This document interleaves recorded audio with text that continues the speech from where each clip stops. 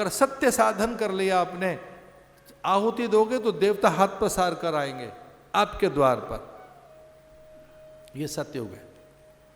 यज्ञमय जीवन, आपकी एक एक चीज आहुति है दूसरों के लिए। इदं नमम, प्राणाय स्वाहा, सोमाय स्वाहा, अग्नये स्वाहा, प्रजापतये स्वाहा, इंद्राय स्वाहा, इदम इंद्राय नमम, राष्ट्राय स्वाहा, इदम राष्ट्राय इदं नमम, इदं नमम, राष्ट्राय स्वाहा, इदं नमम, इदम राष्ट्राय इदं नमम। सब देश के लिए, प्रजापति के लिए। ऋग्वेद का तो पहला मंत्र ही कुछ वैसा ही है, अग्निमीले पुरोहितम।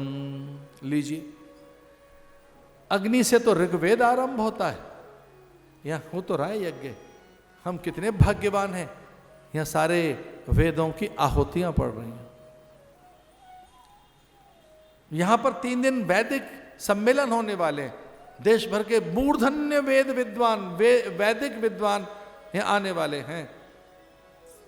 वेद विद्या प्रतिष्ठान उज्जैनी, उत्तराखंड विश्वविद्यालय और प्रभु प्रेमी संघ का जॉइंट वेंचर है।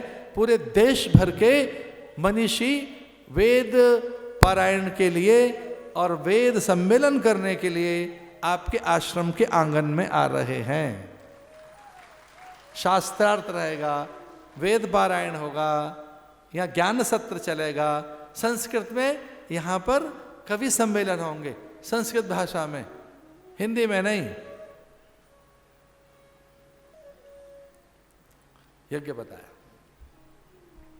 ऐसे 100 यज्ञ कर लेगा तो तू स्वर्ग का स्वामी बन जाएगा।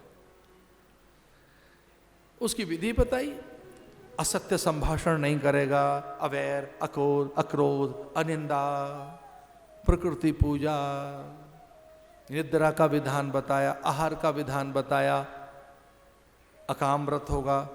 किसी भी स्त्री को देखकर तेरे मन में काम पैदा हो गया, यज्ञ खंडित हो जाएगा।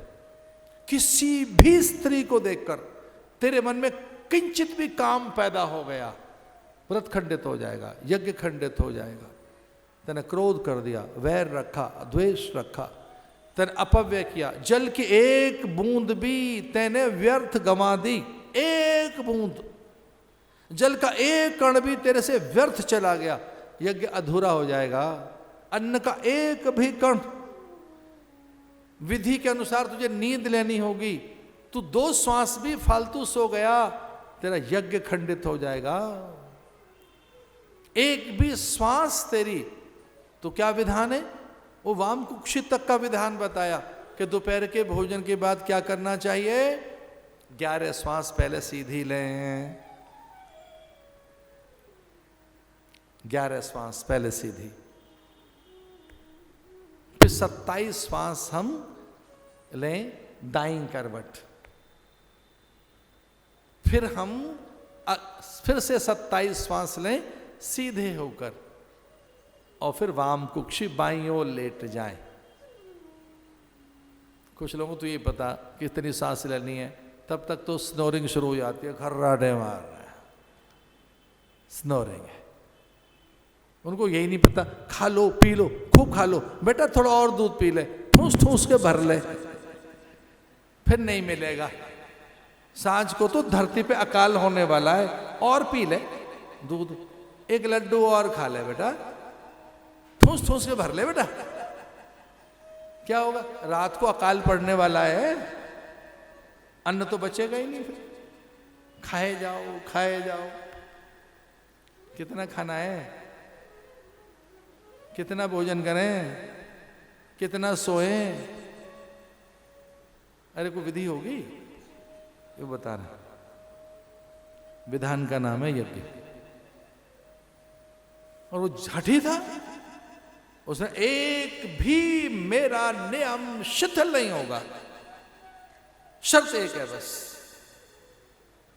आप इतने नियम बता रहे हैं मुझे, मैं एक एक करूंगा, सारे करूंगा, पर शर्त एक है। शर्त क्या है? गुरु के हाथ में जल दे दिया, बोले आपको शपथ है अगर मेरा यज्ञ स्थल छोड़ के जाएं, जब तक मेरा यज्ञ पूरा नहीं होगा आप मुझे त्याग कर नहीं जा सकते, यहां रहिए। कितनी बड़ी बात है। गुरु पास रहेगा तो नियम चलाते रहेगा। अरे गुरु के संग में रहोगे तो बिना बुलाए भी ऊंचे आसन पर बैठाए जाओगे। कुछ याद आता है? एक बार ऐसा हो गया, बिना बुलाए सबसे ऊंचे आसन पर बैठा दिए दो राजकुमार। सम्मंचन्ते मंचिक सुंदर सुखद विशाल, मुनि समीप दो बंधुतः बैठा रे महिपाल।